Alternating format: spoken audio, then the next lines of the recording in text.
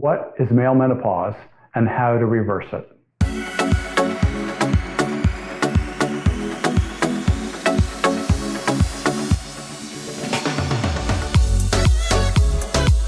Welcome back to Nobody Wants You Healthy. Today we'll look at the science behind male menopause, which is also called andropause. The signs and symptoms of andropause are nearly identical to those women have in menopause. For those of you who watched my podcast on menopause, this should come as no surprise. In that episode, the well-documented testosterone deficiency cause of menopause was discussed. Since male and female organs, except for the reproductive ones, are essentially identical, testosterone deficiency in men or women creates the same unpleasant and unhealthy results. In my book, Nobody Wants You Healthy, the questionnaires used to assess the severity of andropause and menopause symptoms are in the back of the book. More than 15 years ago, a national study determined that over 40% of men aged 45 years and older had severe testosterone deficiency. Many more had a moderate deficiency. Worse yet, the research into environmental endocrine disruptors such as phthalates found that humans have been reducing their testosterone levels at about 1% a year since then. I suspect that the additional 15% drop in testosterone levels for men and women has created a large majority of our population over 40 years of age with either moderate or severe testosterone deficiency. The symptoms men commonly report include decreased energy and motivation, poor sleep, reduced muscle mass, increased body fat and joint pain, irritability, depressed moods, hot flashes and sweating, and decreased sexual function. Since testosterone controls inflammation, vascular health, and metabolism, it is not surprising that the study's low testosterone men had an increased number of chronic diseases. Asthma and high cholesterol were 1.5 times more common in the low testosterone men. High blood pressure was twice as common, and obesity and diabetes were over 2.5 times more common.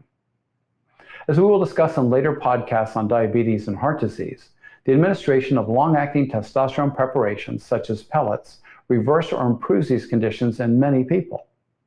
Why long-acting preparations? Fortunately, a non-pharmaceutical funded study of excellent quality was done to answer just this question. It turns out that application of testosterone gel elevates men into the therapeutic testosterone range in only 22% of the applications. Additionally, even in the 22% of men who attained a therapeutic level that day, 6 to 8 hours later, most of them had highly deficient blood levels once again.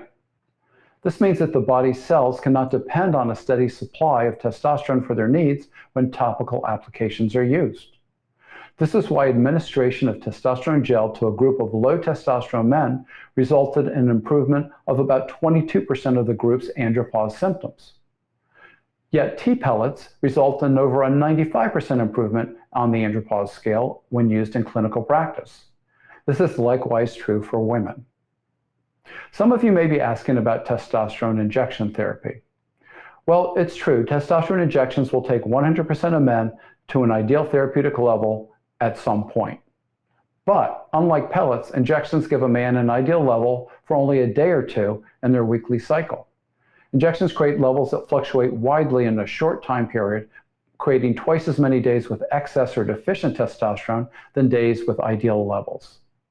This leaves only testosterone pellet therapy is able to deliver the goal of steady state availability for months. Pellets give a remarkable steady state level for approximately 4 months on average. Lastly, let's attempt to answer the question many of you are probably thinking. What is my ideal testosterone level? Well, the answer is not so clear-cut for 2 reasons. The first reason is that blood levels of testosterone only loosely reflect the levels inside your cells, and it is the cellular level of testosterone that determines your health and symptom relief.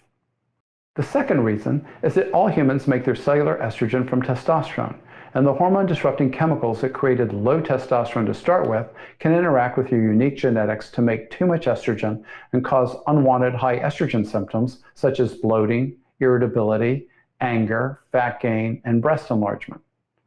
Because of this, most men and many women will have a tiny amount of a drug that inhibits estrogen production added to their pellets. Therefore, dosing for both men and women is mainly determined by the individual response to therapy as measured by Andropause and Menopause rating scale, in addition to the patient's self-reporting as to how they feel.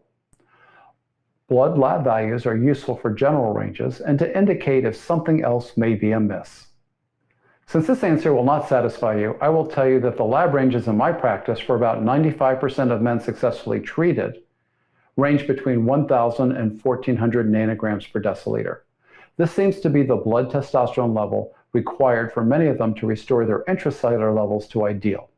Remember, it's only the inside the cell levels that matter. That wraps up this episode of Nobody Wants You Healthy.